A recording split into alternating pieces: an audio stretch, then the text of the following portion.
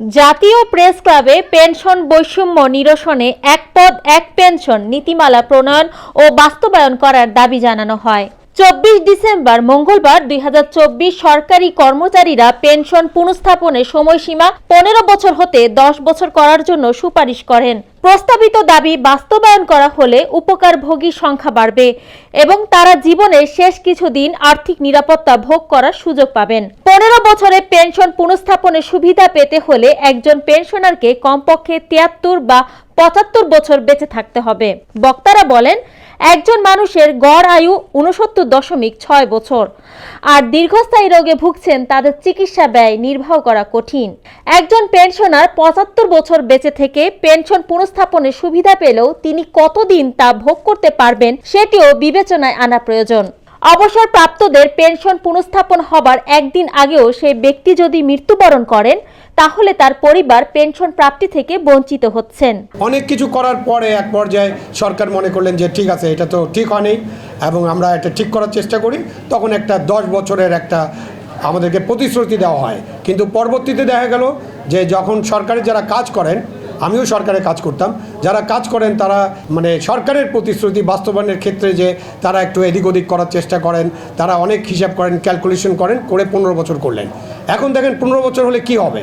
15 বছর হলে 75 বছর পর্যন্ত ওয়েট করতে হবে একজনকে পেনশন পেতে হলে, কাউকে 73 বছর পর্যন্ত ওয়েট করতে হবে। আমাদের যে গড় আয়ু সেটা কি সেই সমান? আমরা কি ততদিন বেঁচে থাকবো? আমাদের পরিবারে যে একজনকে দেখলেন যে যদি পেনশনার একজন মারা যায় 15 বছরের আগে, তাহলে তার পরিবারও কোনো পেনশন পাবে না। এরকম কতগুলো অজগুবি নিয়ম চালু করা হয়েছে, যার কারণে লক্ষ লক্ষ গণকর্মচারী খুব বিপদে আছে। আলোচনা সভায় আরো উল্লেখ করা হয়, অডিট অ্যান্ড অ্যাকাউন্টস বিভাগের হিসেব অনুযায়ী শতভাগ পেনশন সমর্পণ না করে কেউ মাসিক পেনশন ভোগ করলে সমর্পিত পেনশনের আসল টাকা 6 বছর 7 মাস এবং সুদসহ আসল 8 বছর 11 মাসে সমন্বিত হয়। সঞ্চয়পত্র ও এফডিআর এর মুনাফার হার ক্রমাগত হ্রাস, অস্বাভাবিক দ্রব্যমূল্য বৃদ্ধি, ব্যাপক মুদ্রাস্ফীতির কারণে পেনশনাররা আর্থিকভাবে সংকটাপন্ন। বিশেষত তৃতীয় ও চতুর্থ শ্রেণীর কর্মচারীরা মানবেতর জীবনযাপন করছেন। তারাই পেনশনভোগীদের শতকরা 80%। তারাই বেশি বিপন্ন এবং তারা দিন দিন দারিদ্র্য সীমার নিচে চলে যাচ্ছেন এবং মানবেতর জীবনযাপনে বাধ্য হচ্ছেন। আমরা যেটা বলি 2015 সালে যে আপনার পে স্কেল দেওয়া হলো, সেই পে স্কেলের সর্বোচ্চ বেতন ছিল 78,000 টাকা, সর্বনিম্ন বেতন ছিল 8,250 টাকা। এখনও বৈষম্য। আজকে গভর্নমেন্ট মহার্ঘ ভাতার কথা বলতেছে। আপনি মহার্ঘ ভাতা 20% দিলেন, কিন্তু মূল্যস্ফীতি আপনার 20% বেশি হলে ওই 20% আপনার মহার্ঘ ভাতার কোনো দাম নাই।